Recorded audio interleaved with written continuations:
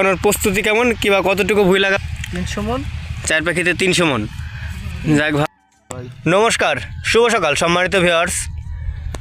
আজ 23 ডিসেম্বর 2025 রোজ মঙ্গলবার। আমরা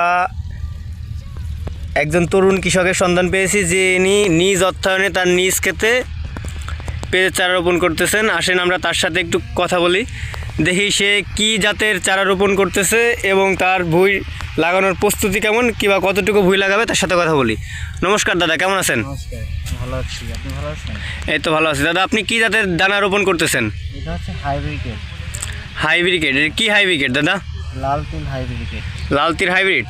এটা কি অরিজিনাল লাল তিল হাইব্রিড নাকি এটা সেকেন্ড জেনারেশনের লাল তিল হাইব্রিড? সেকেন্ড জেনারেশনের হাইব্রিড। যাক ভালো। এই আপনি যে দানা রোপণ করতেছেন এই দানা দিয়ে আপনার কতটুকু ভুঁই রোপণ করার ইচ্ছা হবে? মানে এবার আপনি কতটুকু ভুঁই রোপণ করতে চাচ্ছেন? চার পাখি মতো লাগাবো।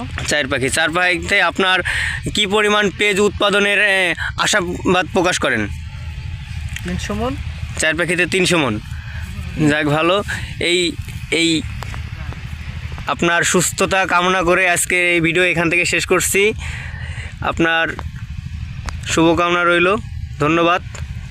প্রিয় ভিউয়ার্স, আপনারা দেখছেন কৃষক এইটুকু ভুঁই তিনি এইমাত্র রোপণ করেছেন। তার যে পরিমাণে অর্থদণ্ড যাচ্ছে এই ভুঁই রোপণ করার জন্য, এবং তিনি যতটুকু দানা দিয়েছেন তার যতটুকু ভুঁই লাগাবেন তার পরিমাণ হচ্ছে আপনারা তাদের মুখ থেকে শুনতে পাচ্ছেন, এবং সে যে কতটুকু ভুঁইয়ের টার্গেটে কতটুকু পেঁয়াজ উৎপাদন হবে সেটা আপনাদের বললেন, নিজ মুখে আপনারা শুনতে পাচ্ছেন।